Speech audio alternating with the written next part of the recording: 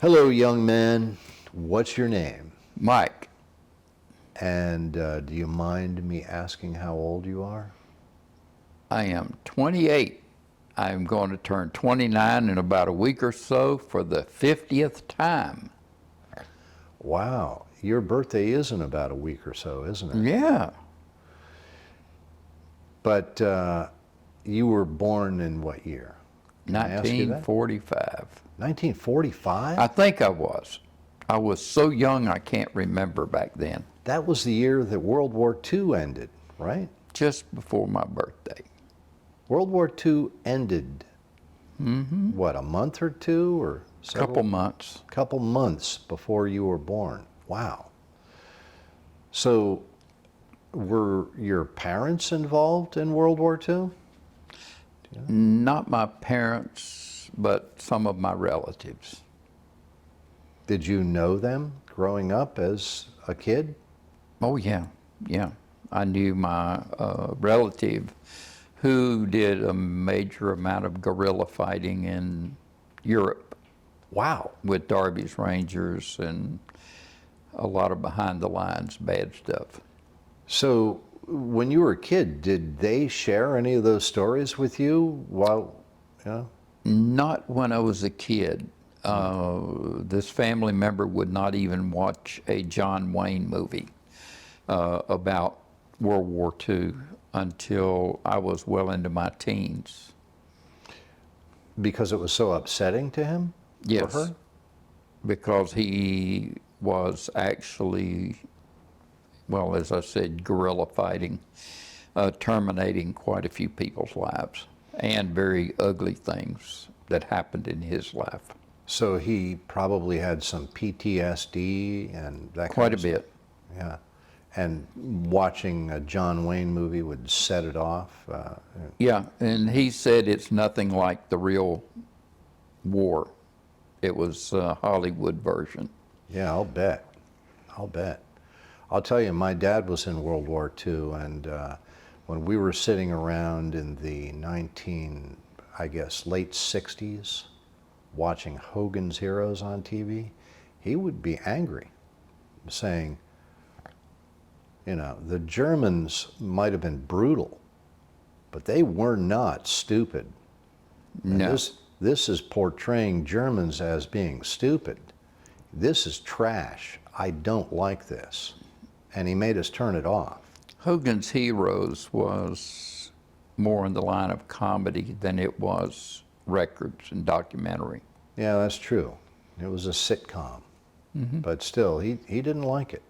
It's a very interesting study about the people that were the cast for Hogan's Heroes. It's well worth the research. Very enlightening. Yeah, interesting. Bob Crane was the main guy. He was Hogan, right? Mm-hmm. Yeah. I think his demise was not a pretty demise. No, I read about that. Yeah, It's extremely ugly yeah. thing. I wouldn't advise anybody to research that just before bedtime. So you grew up in, where did you grow up? Where was it? The Piedmont area of the Carolinas, Oh. small towns like Great Falls, Chester, Rock Hill, Fort Mill. That was South Carolina? That was South Carolina and also parts of North Carolina, like up near where the racetrack is now. I was born just not far away from there. Oh, so growing up, you were, did you have both of your parents? No. You didn't? Never saw my mother and father live under the same roof. Wow, okay. And who did you live with growing up? My grandparents on my mother's side. Okay. And were they, was it a normal household? No, alcohol was the god of our home. Ooh, Anything you can think with alcoholism pretty much was taking place. set an interesting foundation for me to overcome later in life. But you overcame whatever it was that was, you weren't ever an alcoholic, were you? Oh, yes. You were? Mm-hmm. You did a lot of drinking in your day? Quite a bit. Wow. Well, in my younger years, my stepfather, we always had moonshine because some of my family manufactured it in the Carolinas. Mm-hmm.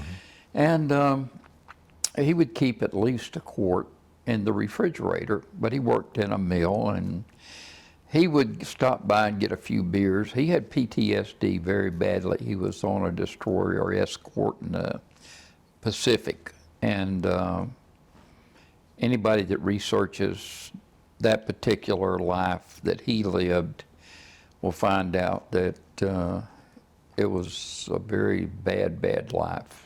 You could think of a ship that has armor plating only about this thick, not like a battleship. You were sacrificed in many cases. And but he would stop and get a good snootful on the way home, and would come home and go to the refrigerator and take the cap off of the jar and take a sip.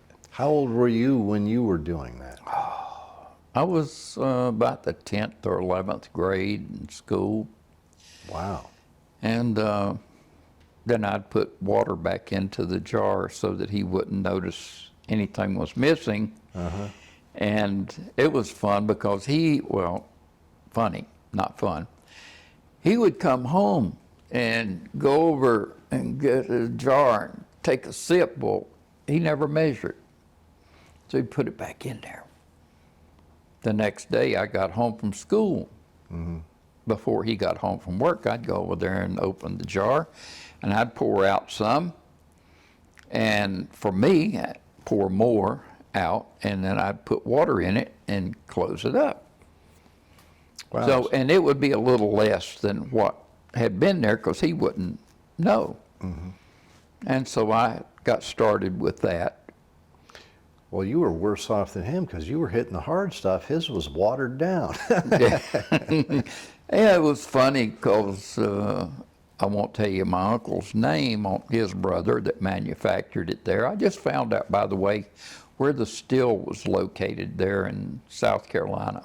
Very close to the housing area, but it had beautiful cover. Anyway, they would come over and my stepfather would say, "Hey, Bubba, is this the right stuff? It tastes weak."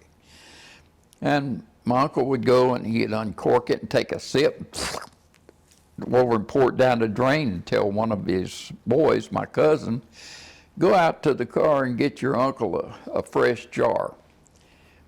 And he said, "Don't let me catch you guys giving him the stuff that I made for other people because the stuff we got was uncut." And so I had my supply refilled regularly. Wow. And if he would run down low on the jar, which he did occasionally, we would get a fresh jar in there and I'd start working on that one and let him finish off the other one.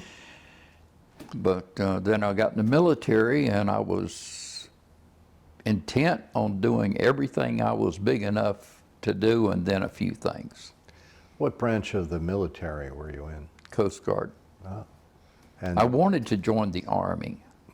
A bunch of my friends, I'd moved to North Florida after high school, and a bunch of us were going to join the Army under buddy system, and this was early 60s, and 63 in fact, and my uncle, who had fought in World War II as a guerrilla in the Army, made a trip and asked me, "Please don't." He said, "I'm begging you, don't join the Army or Marine Corps." He said, "We are headed for a war in Southeast Asia, and I don't want you to see what I saw." what year was that?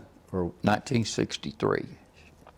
60? Anyway, a good number of my friends there in North Florida we hung out together, rode motorbikes, motorcycles, and fished, hunted, and everything.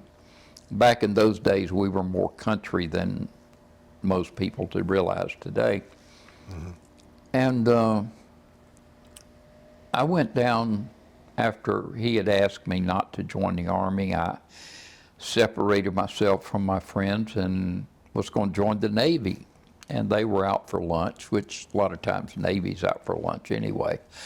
But I'm going to go down the hall to the Air Force or somewhere and join the military because I had that bug as a young man. And this sailor steps out in the hallway and he says, "Can I help you?" I said, "Oh, you're Navy." I said, the same uniforms back in those days. And he says, "Can I help you?" And I said, "Oh, I was going to try to join up in the Navy." I said, "But they're out to lunch." And he said, "Yeah, they're always." And he said, "But can we help you?" I said, "What are you going to do?" I said, "Well, I'm going to go down here and join the Air Force."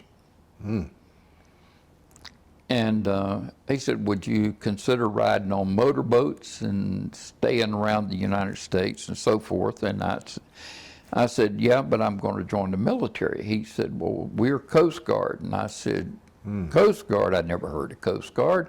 I said, "What are you, a division of the Sea Scouts?" You know, I really thought that because I knew there was a thing called Sea Scouts. And they said, no, we're actual military. It says when there's wars, we fought in every war this country's ever had. And they have.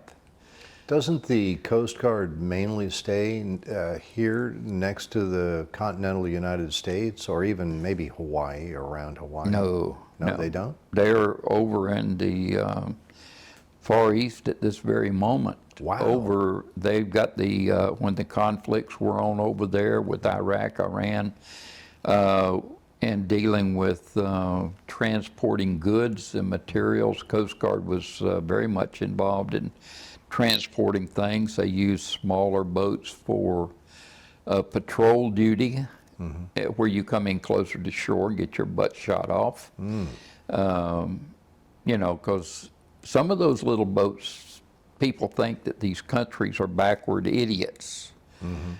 Just like Germany and Japan, you don't want to do the research and look at those people as if they were stupid. Right. Those people were brilliant. It's only the act of God that our country did not get our papers handed to us and put into servitude to those nations. In World War II? It was, if Hitler had been taken out, we probably would have lost the war. Because Hitler was one of the gravest problems that Germany had. The generals and the military of Germany wanted to wait 5 more years to start that war. I'm getting off on down a rabbit hole. Yeah. But they already had plans for nuclear weapons. They had plans for long-range bombers. They had stuff that would have wiped us off the face of the earth if they had had 5 more years. Wow. And Japan also, in the closing days of World War II, had some pretty bodacious stuff. But a few mistakes here and there, a few things turned south. First major naval battles. Japan basically wasted us. They were not slouches. Right. They're very, very smart people. So you're in the Coast Guard, 1963. John F. Kennedy, was it before he was assassinated or after he was? I was in boot camp the day he was assassinated. I was sitting on my bunk polishing my shoes. Wow. And what? You just heard people talking about it? Or No, we had it over the PA system that everybody was called back in. Everything it got really scary because we didn't know if we were going to be shipped out to units, what we were going to do. We didn't know if a war was ready to start. Wow. We didn't know anything, but we knew that we were on super high alert right that moment. Sure. And after boot camp, I went to the Coast Guard Cutter Androscoggin stationed out of Miami Beach. Wow. And we did Cuban patrols, North Atlantic weather patrols, search and rescue. It was a 255-foot ship, ex-Navy. And If you're out of Miami, and this is 1963 or sometime later, when was what was that, the Bay of Pigs or the Cuban Missile Crisis? When? the Cuban Missile Crisis and all was just before my time in the Coast Guard. Oh, I see. And we did lots of patrols, war games, practice. It don't matter what's got the ship leaking, it's got to be fixed. Okay, so part of our drills took care of everything. But we did a lot of patrols where we searched for the Cuban refugees coming over, and we were very fortunate to pick up many people out of those boats. We picked up a boatload of people. They had 40-some people in the boat, and it only had this much freeboard. That's the distance between the water and coming over the side into the boat. Wow. And they had 42 people in that boat. All alive? Alive. We had 2 dead bodies in the bottom. Wow. And we came up on deck, those not on watch, to help bring the people up on board our ship, and we gave them blankets and immediately got them downstairs for food and everything, and had medical staff down there to take care of the people. And I think after that one load, we had some pretty serious cases. And we went back into Key West at full speed to get these people into the medical thing. Wow. And back then, people coming in like this, they were given a home in this nation. And I have Like since been they in touch. became They became US Americans. citizens? Wow. They were born in Cuba. They were Americans with Cuban ancestry, like my wife is a Norwegian, purebred Norwegian, but she was born here in the United States. She's an American in every respect. You don't talk trash about America in front of her.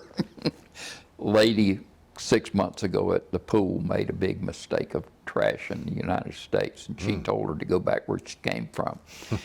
That stopped all of that trash. So when you were in the Coast Guard, did you ever see any people shooting at? Oh yeah. Yeah, I was transferred later to a ship in the Pacific where we pulled mid-ocean patrols and search and rescue and so forth. And we'd go to Japan and restock and supply and come back out in the middle of the Pacific for the patrol. But prior to being transferred there, while we were on the ship, I was on the ship out of Miami area. It's actually Miami Beach, Coast Guard base down there. And we had to play politics. The Cuban raiders would get their boats and guns, and they'd go down around the coast of Cuba and shoot at the people on shore and try to cause trouble. And then, of course, being the good guys, we would apprehend these lawbreakers. Now, these are Cuban people that lived in like Miami area, Miami, West, wherever they lived. but they were they had been refugees from Cuba. Now they're shooting at Cubans? At the Cuban military there, Oh. and on the coast of Cuba, they would get a small, I call it small boat, might be 30, 40 feet long, and they'd get machine guns, and they'd go over there and shoot at them. Of course, we had a lot of politics involved with this, and oh no, we're good guys, here, take some more guns and bullets. We'd bring them in, and it was common knowledge that when we would apprehend these people and turn them over to the authorities in Key West, that they would be outfitted again, and before we could get back on patrol, they'd be on their way out. to shoot up people down there again. And we were chasing a boatload of these guys once down in that area, and they made the mistake of turning the machine gun on us. And Did they know who you were? oh yeah, you don't mistake a big white ship.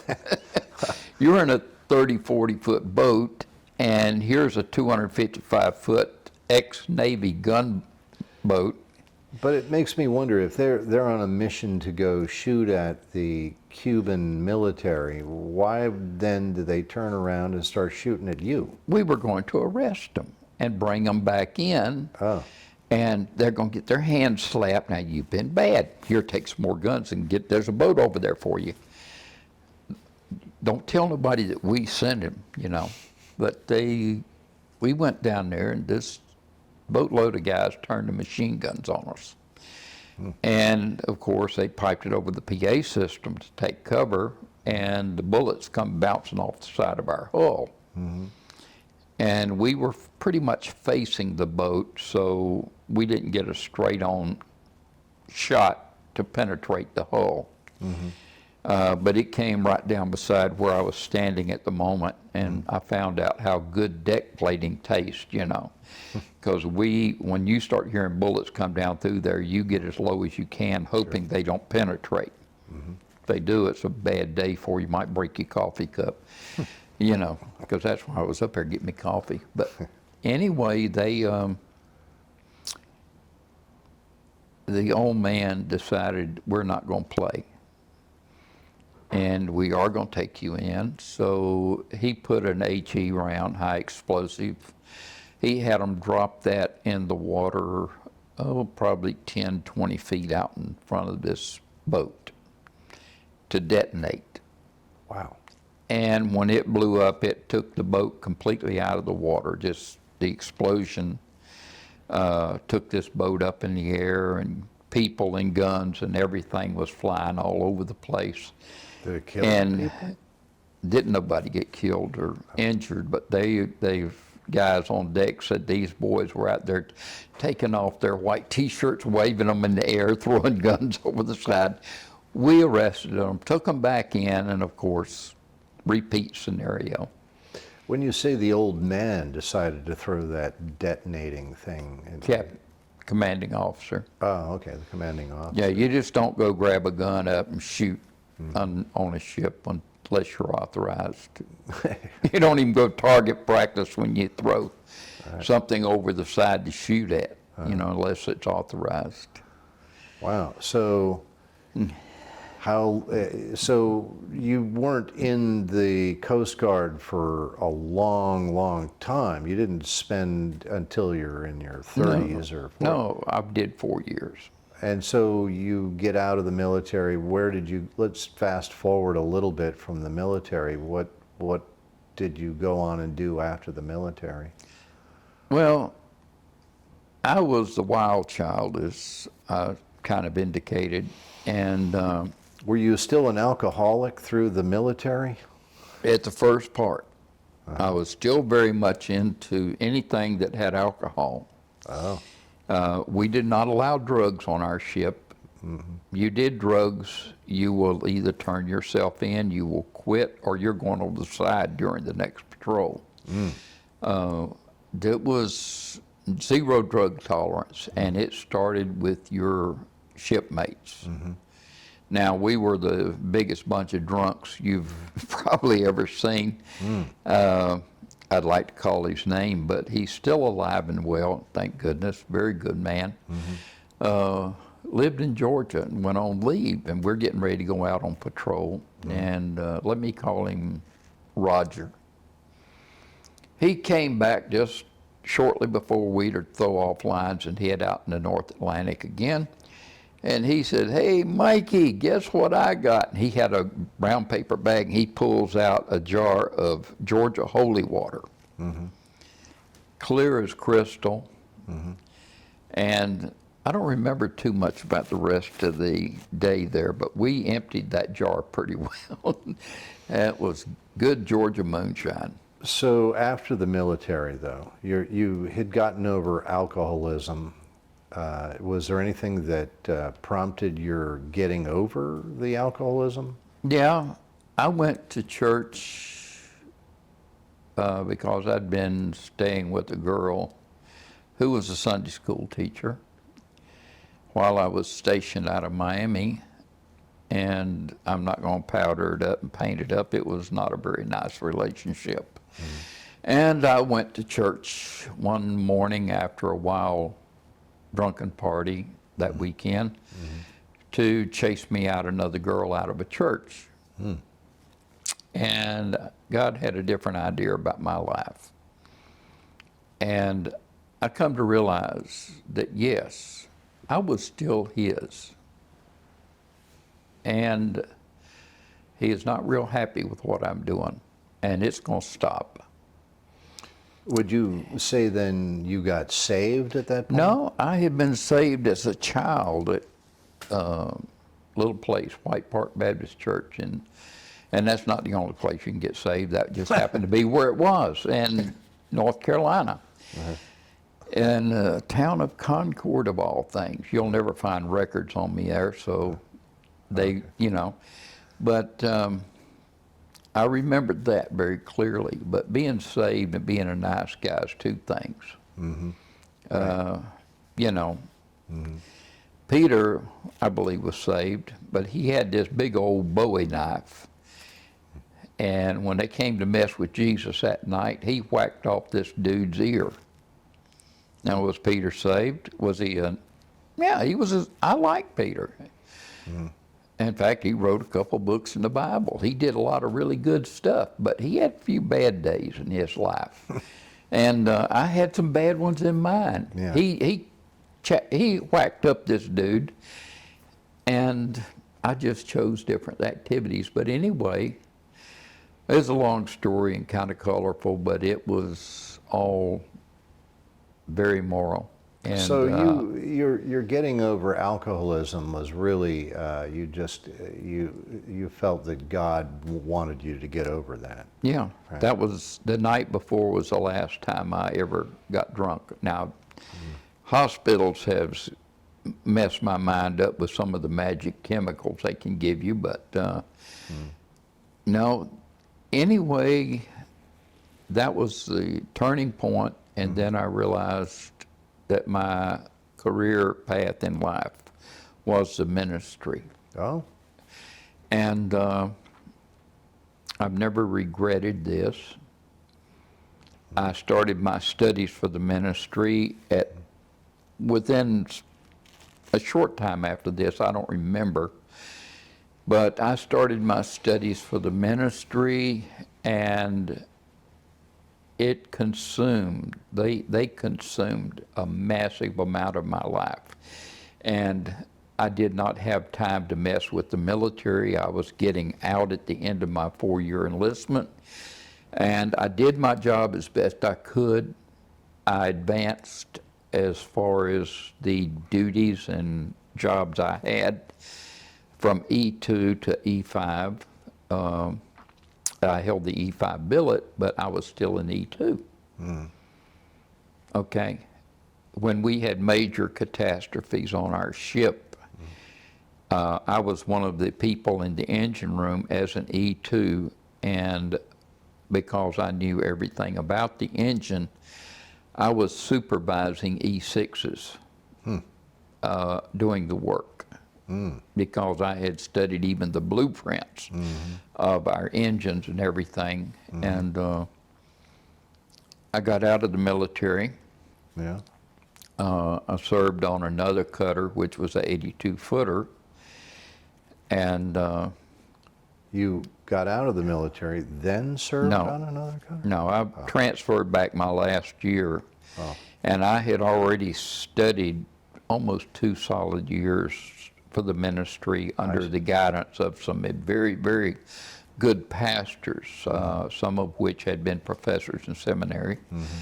And I got this done. I kept studying. I had a good pastor out in Florida where I was close to where I was stationed. And then I went to seminary after this, and I attended couple seminaries. One I attended twice, and the other one only once. Never did get my little piece of paper says him or a real preacher. You know, and those people that give you papers, and I show you my paper, you will form more of your opinions of me from what you experience than from what you read on the paper, because you don't know what this paper's really worth, Sure. what I did to get it. Right. And if you don't keep learning after you get your piece of paper, that's like a doctor that drops out of medical school and you want him to do brain surgery. Right. Or he's a brain surgeon, but he hasn't studied one day, and he's been doing brain surgery for 20 years. I think things have advanced. I don't think that God's advanced. He's way beyond where we'll ever know in this life. But the things I could learn, I've still been studying to this very day. I started my studies in 1964. I think I went through 10 chapters of Ezekiel this morning. I'm on my, I don't know how many times through the entire Bible. Example, my seminary psychology class, I can probably say that I learned more jokes there than I don't know if we ever read a psychology book. That class was a huge waste of my time, and I studied different things in psychology elsewhere after I got out of seminaries. So anyway, you got out of the seminary. Did you move on in life from there? Did you get married or anything like that? guilty. Yeah, I got married not long before I got out of the service in 1967. The wife and I, the very next day, or the very day that I was discharged, we had already had our automobile and a little trailer loaded, and I used another car to go to work that morning at the base and say my final goodbyes to the military. Came home, said goodbye to family, got in our vehicle, and we drove straight to Arkansas for the seminary. And the wife and I, we started my studies officially at this point in seminary out in Arkansas. And Oh, you were married then? The yeah, whole been time you were married in for the a couple seminary. months. Ah, okay. I had the most fun, if anybody knows the old line Baptist, you know, how straight-laced and everything. I'm not saying they're wrong, I'm just saying they're very much different than the modern liberal things we see today. I'm sure, yeah. My former pastor in Hawaii was pastoring a church in a little town south of Little Rock. And so when my new wife and I got to Arkansas, and we pulled into a Kmart parking lot, because we got in about 3 or 4 in the morning, and I called the pastor up, told him I'm here. He knew I was going to be coming to Little Rock. He said, "Oh, this is wonderful." He said, "Can we get to see you?" I said, "Sure." I said, you know, and I asked exactly how to get to his house. And back then in Arkansas, it was usually pretty clear how to get somewhere. People could give directions. I'm not sure if they can still do that anymore without a GPS. But anyway, we got over, I said, "Oh, and by the way, would you mind performing the marriage ceremony for me and my fiance here?" Well, we've been married for months already. But the fact that we've been living together and the fact that we've traveled to Arkansas together and slept in the same car in a Kmart parking lot of all things. You talk about a preacher that almost had a coronary. That was the most fun. Anyway, I've always liked a good laugh, and I got him good. You were just joking with him? Oh, yes, yes. Okay, all right. So, from your time in Arkansas, where did you go from there? I went from Arkansas, and a long story, I wound up moving to Florida, back to Florida, in Lakeland, Florida Seminary there. And I hurt my back and had to drop out, because back then, going to a chiropractor for a slip disc was a big super no-no. You know, because back then, chiropractors and anything else, which we know is good stuff today, was really put down. Insurance company would never pay for you going there. Acupuncture for a long time would never be covered by insurance. Sure. And So numerous other things. you're But back in Florida. then I wound up getting over this enough when we went to see a family member got me to go see a chiropractor. I went and saw the chiropractor. He said, "Oh, you've got just a little problem here." And he said, "Get on the table, pop." And this raging pain I had been having in my back was gone. Wow. Okay, it's time for me to go back to school. We went and packed our stuff up and back to Arkansas to seminary. Oh, okay. And I went there until I had a severe lung infection. And I couldn't stay in school long enough with this. Doctor said I was not going to live through it. And I wound up having to once again drop out of seminary. That didn't stop my studies. It got me out of a classroom Gotcha. where the GI Bill was paying for pay for my education. I see. And then I wound up, I can't remember exactly where I was at, but things transpired, and eventually in early 70s, I wound up moved to Hawaii for the ministry. I knew I belonged there. I just didn't know exactly what I was going to do when I got there, but I knew I would be involved in church work. Did you all have any children by then? Yeah, we had the 2 brats by this time.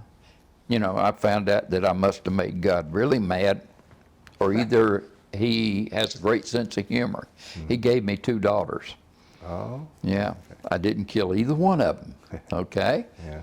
And neither one of them killed me. That shows that there is still tolerance in the world.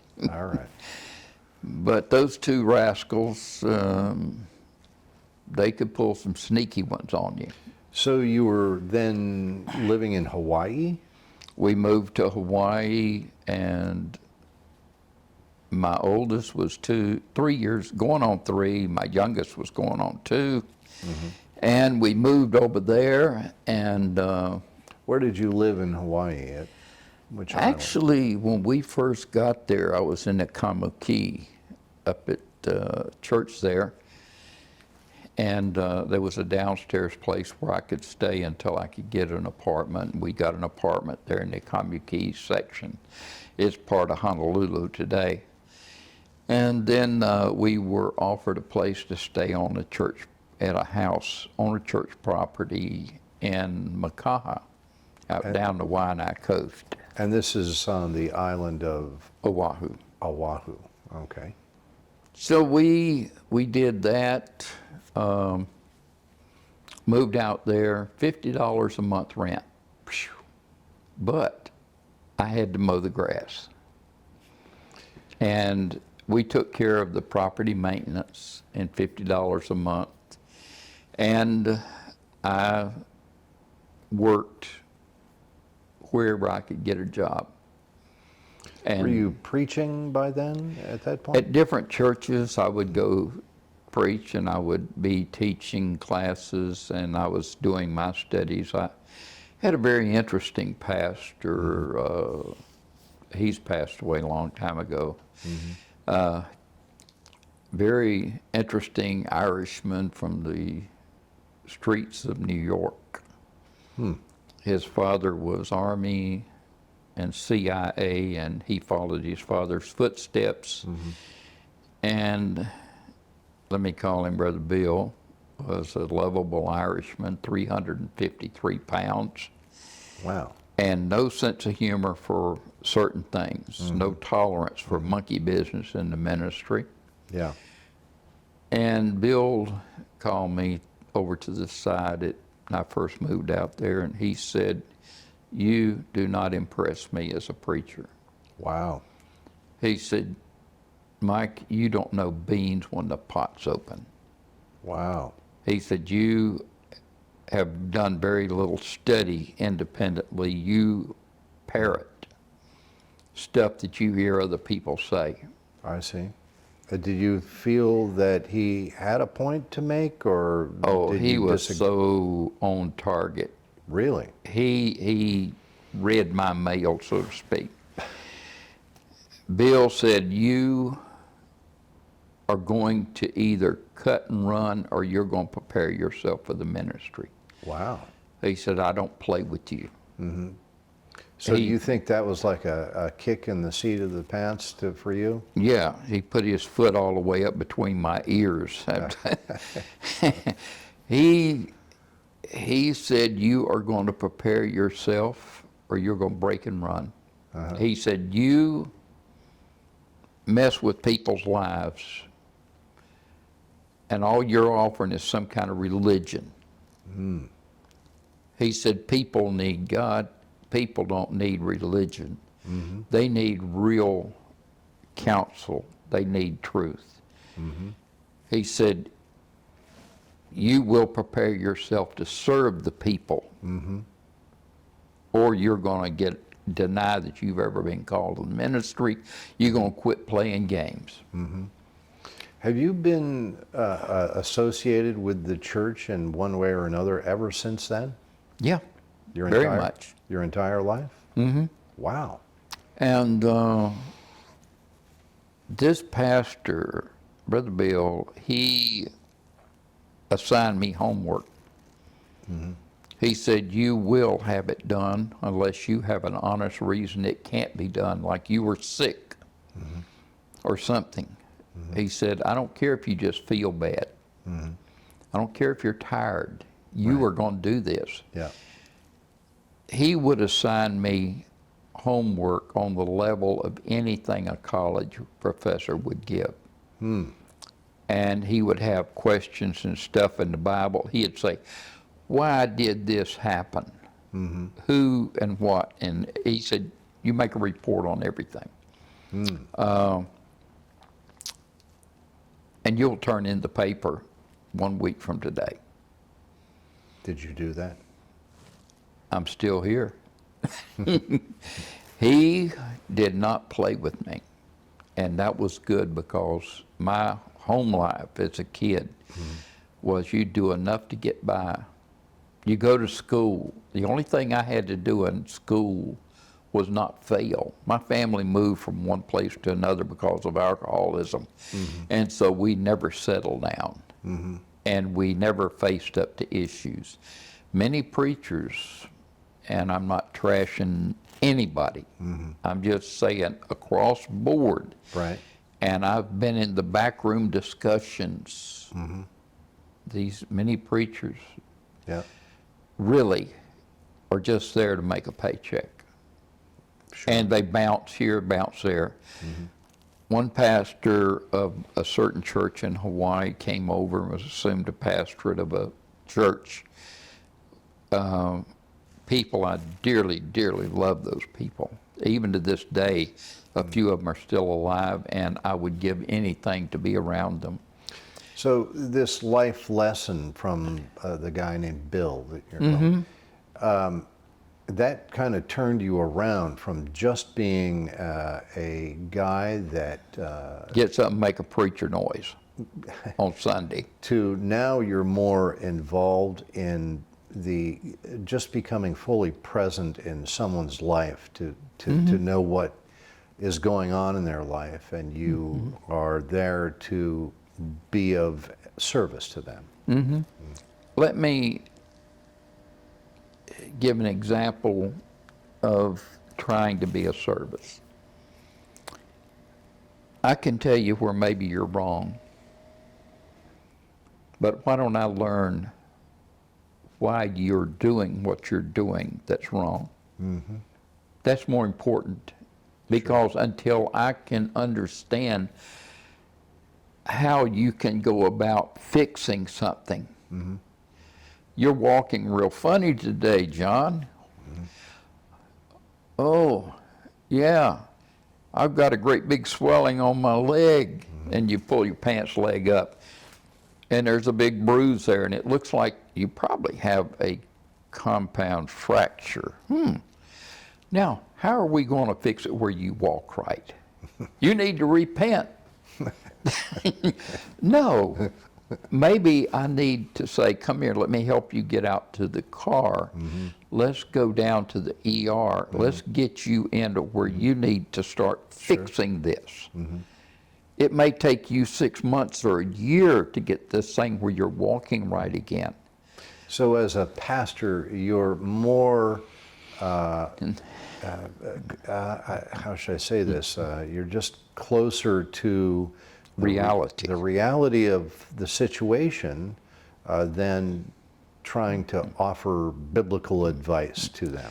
Is that Actually, all good advice is rooted in God. okay? The Bible is a book of records. Look at Daniel, records. Look at Ezekiel, records. Nehemiah, records. God said something, he records it. Many, many times, this is dealing with a certain time frame here. Sometimes you deal with the present, deal with the future. That's kind of confusing if you're not really on your game looking at what you're reading. But it's a book of records. If we have no laws, we live on an island, is it still improper for me to steal your fishing spear? Will it affect you and you're feeding your family?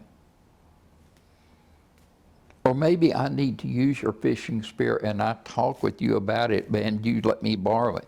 And I break your spear. What should I do? Number one, face up to you. Number two, get busy helping you make a new spear, and do it now because your family's going to be hungry. Right. Okay, this is all Bible principle. There's two sides to the coin. Why don't I have a fishing spear of my own? Do I need to assume responsibility for myself and my family? Bible teaches responsibility. Just 1,000 things here. But go back to Bill. He caused me to face myself. It's not enough that I face somebody else's shortcomings. I need to understand that if I see your need, let's call it a shortcoming or a need, then I ask myself today, why did God let me see this issue? 1,000 people walk past us, and not a one of these 1,000 people walking past you and myself see your issue. Then why am I the one out of 1,000? Right. Okay. Then I realized, like a good friend of mine helped me do something a number of years ago. We were driving down a street not far from here in Florida, and there was a young woman outside of a biker bar, and obviously she was taking care of business, the prostitute. Oh, I see. Okay. And she looked like she was kind of half a bubble out of plum, you know? In other words, on drugs or something. And she's strutting back and forth trying to get her a job. My friend said, that's an awful thing. I said, it's a sad waste of a life. I said, but the sad thing is, if you understand psychology and the things that motivate us, something in her life has brought her to the point that this conduct is acceptable. Mm-hmm. And wherever she was, today she is at least one step above where she was prior to taking this action. I said, what she needs is somebody to show her there are more things and there's a better life out here and things that you can come up and have a better life that you really want. I said, but you've got to stop looking at how wrong she is and at looking how right she could be. Good point. And now how can you be of service to her? Right. Not condemn her. Right.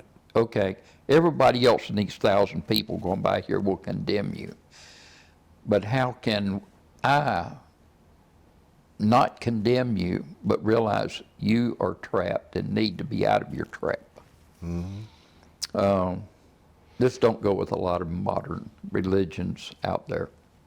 Of these kinds of life lessons you've learned to be more loving of people's situations and just be fully present in someone's life, are there any other lessons about, I'm sure there's got to be lots of them that you've come to grasp in your life that you help people in different kinds of ways? I don't know if I'm wording this right.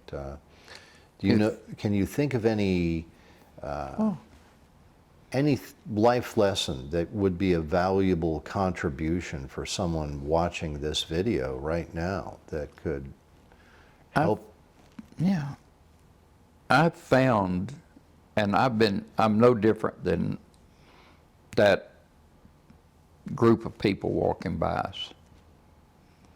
I have the same desire to have a drink of water, to lay down and rest at night, to have a meal, to have a good meal, to have adequate clothing, to look decent.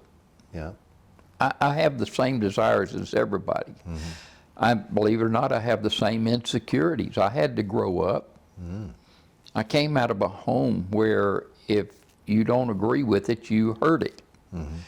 If you don't like it, you try to destroy it. If you think somebody's going to hit you, you hit him back first. Fighting was the answer. I'm thankful I didn't have the current laws in place, because I would most assuredly have had jail time for some of the conduct I had as a youngster in high school. I mean, not everything I've done has been pretty as a life, but God's blessed me. I've come up and I did not participate in certain activities just because I was in the military and I was elsewhere. You forget that, well, I don't say you forget, I hate to say you forget because you remember what you've heard. But from the 40s and 50s, life was not like we see it in this country. We had far more freedoms in certain areas, but how about some of the racial injustices that was rampant? I can take you today to a place in Concord, North Carolina, and I can point to you the sidewalk that you better not walk on after dark if you're a black person. Right. Yeah. And if you crossed this street and somebody gunned you down, there was no prosecution. Wow. I can take you to a place in South Carolina where a black man walked into a business to ask for directions, and it was a white-only business. And he was murdered. Wow. With the police present. Wow. And there's been no prosecution, and this thing has been buried under layers. Our country's changed. We have crime, yeah. But the people we yell discrimination today, no, we don't have it like we did. You'll have pockets. You'll always have pockets. But my life lessons, let me come back to after I tried to start walking with God. Let me say tried, because I've never been perfect. I'll never be perfect in this life. Right. I have had great needs. I'm talking about not wants. I mean needs for food for my family. I have had situations I could not work. I have had times that we didn't know where the next meal would be. And always, God's promise that I'll have what I need. I've always had that provision show up. Like 11 o'clock at night, somebody's on the way home from a post office and drop by my house to drop off a letter because they just felt like, you're going to need this. I need to drop it to you. This person was a pagan, we call him. I had to sign for the letter. And I had been out working with the person that night. And I got back in and got the letter, signed for it. He was walking down the stairs from my apartment. I signed the letter, opened it. There is a money order in there for $50 and a note says, I just felt like you needed this. My kids went to bed that night with no food.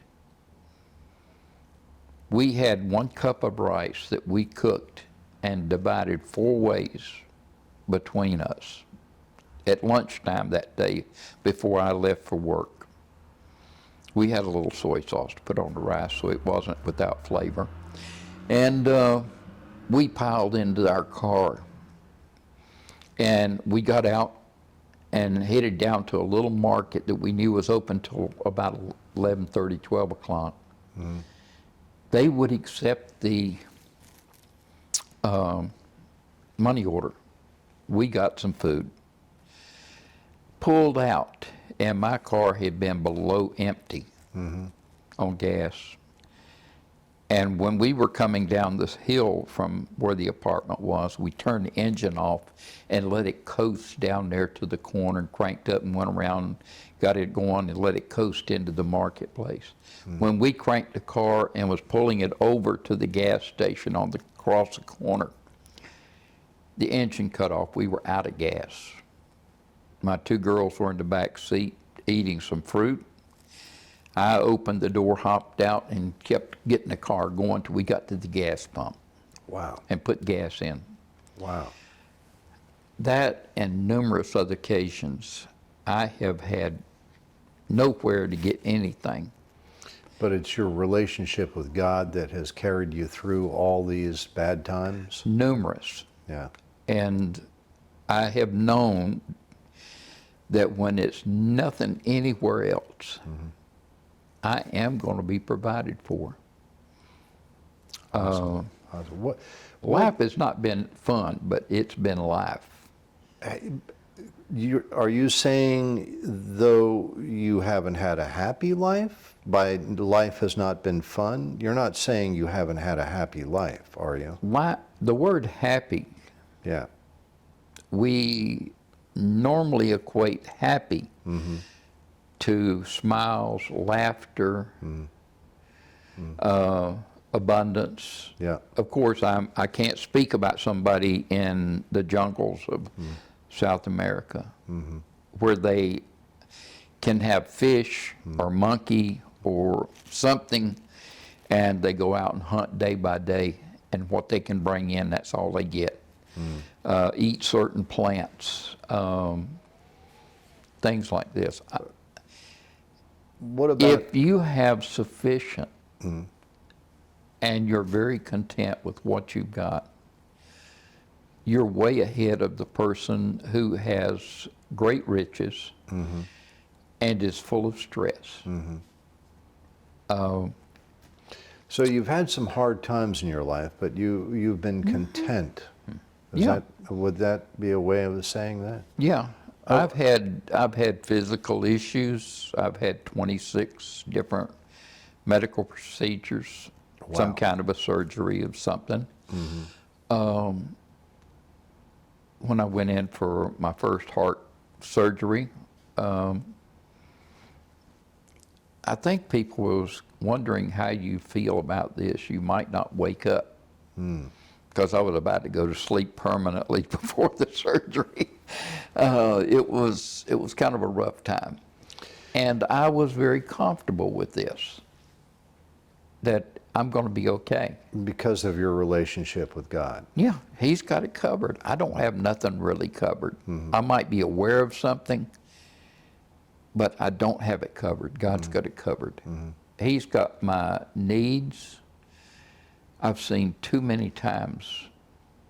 I've walked to work, and I looked on the outside like I was okay. I had a nice suit. I had a pair of floor-shine shoes, and I'd go into church and bring a message and deal with the people and everything. And when I got home, I'd take my shoes off and wring the water out of my socks. And I would take the wet paper out of my shoes because the soles of those pretty floor-shine wingtips was not there. I had holes as big as a $50. Looking back on your life, though, what do you feel like you're most proud of in your lifetime? Can you think of anything that stands out? Would it be your relationship with God? The what? That's it. It's the fact that if I had to give God anything to make him want to have a relationship with me, I don't know of one thing before nor after I was saved. And Christ himself made the comment, and I go back to him for the authority, because Emmanuel, he was indeed Emmanuel. He was God with us. He is the Jehovah God of the Old Testament embodied. God says he will save his people. Then who did he send? If I'm going to have somebody come save you, or he said, he will save his people. And he does.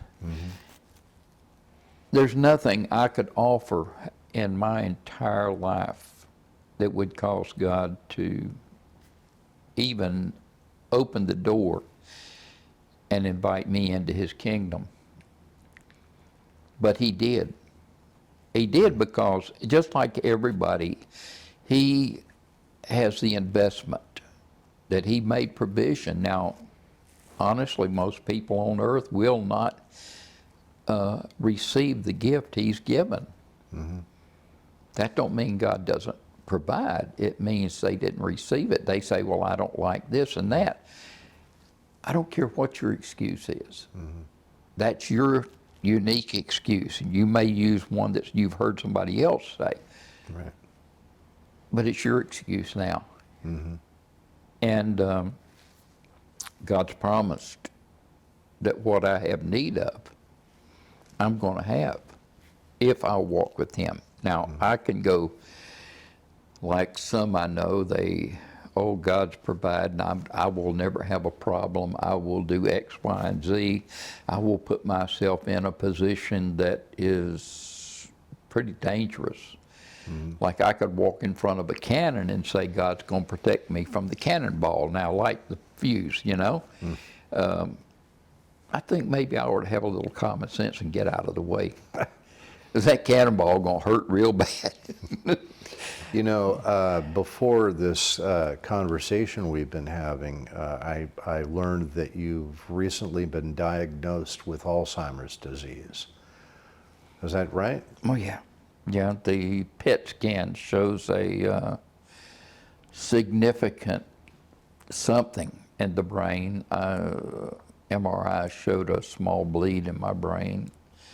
I have sometimes that entire thoughts just vanish. I have times that I'm like I'm in a cloud. I don't know where the headaches come from, but I'm not prone to headaches. But since a few months ago, what kicked this thing off for me, going to the doctor, I got up and everything was super strange with my head and my mind and everything around me. The more I've learned about the Alzheimer's, the more I've learned that to look back maybe almost a year and certain problems that I have developed in dealing with business issues. I was president of our condominium association, and I started having strange problems with remembering issues about contracts and everything.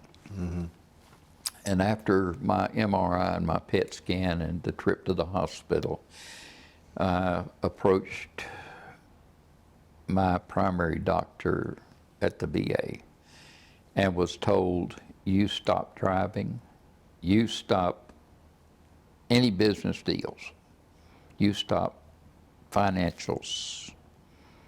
And my wife has picked up the load for me in all of these areas.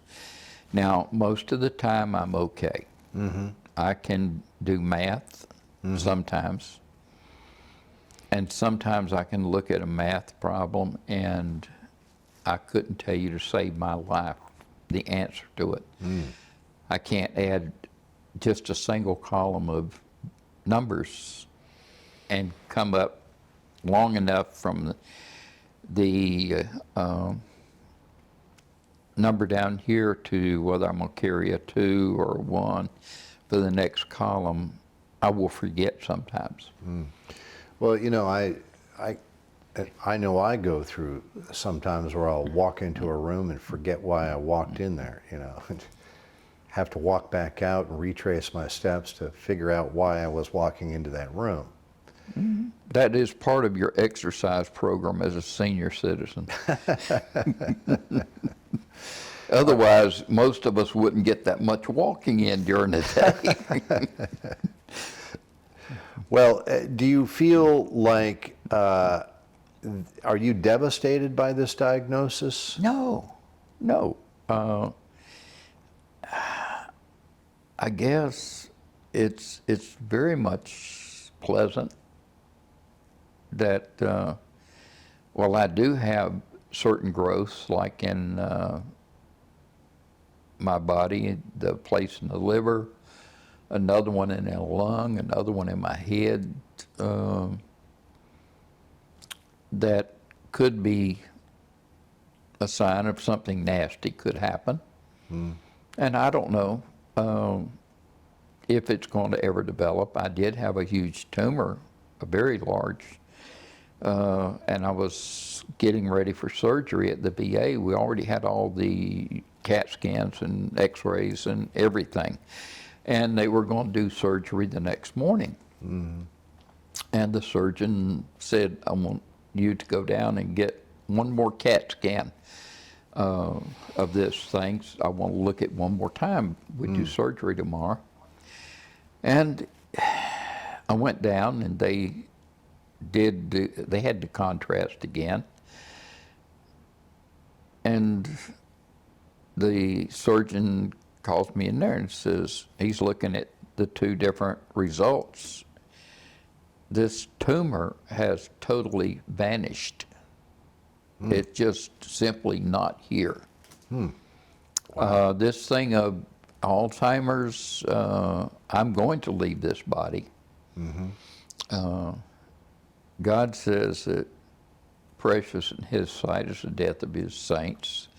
A saint meaning a person justified or set aside And the justified means a person that's innocent to stand before God. He says, basically, look at it this way. You've had all of these troubles in life. Mm-hmm. It's time for you to come home and be with God. Or Right. let's say you're God. You say, it's time, this is my beloved one. I paid for him with my son's life. Mm-hmm. And now he's coming home. I don't want to see him have no more grief. I don't want him to have no more sickness. I don't want him to have no more letters from the IRS or anything. I don't want nothing to touch him no more. You don't get any letters Hey, from the IRS after you're No, done? they don't like me no more. Anyway, if God says it's precious, now that's in his sight. Why does he want you there with him? Mm-hmm. Why is it important to him? Look at all the stuff that's going to stop affecting you instantly when you step into his presence. Right. Now, what is going to be the next bad thing ever happens to you? I don't know, but if you're asking me personally, I don't know what. But I'm guessing no what more- you're saying is, no matter what hardship you're facing, or it could be heart disease or a tumor or Alzheimer's, you're prepared. Is that right? Yeah. I've got heart disease. I got some blockage in arteries right now. They said, oh, we might have to go in there and fix them. Well, you leave them alone till they need it, okay? And I breathe more asbestos than you need to insulate quite a few steam lines probably in the ships while I was in the service. And it's okay. Yeah. It don't matter. I am where I am today. And God is taking care of it. The ancient Greeks had a thing, if you read even in the Bible, it speaks about this, possess your vessel. It's talking about you controlling this body and what you do, not the body controlling you. Right. Taking me where it wants to go. I take the body where I want it to go. And it speaks about death is when the spirit goes back to God who created it. He's not taking this body. He's taking me out of this body. Right. Okay, so I slam the car door on my fingers in a few minutes. I'm liable to say something really bad because it's going to hurt real bad, I'm pretty sure, because that door is heavy. And I'm going to slam them on my fingers. But, hey, there's going to be bad things in this life. But there are ways that God can take me out of this life, out of this body, that hurts far less than those fingers getting messed up. Right. And I understand that Alzheimer's can be one of the less painful things. I know people that have gone for many years with it. So it means I might have quite a few years that this stuff don't bother me.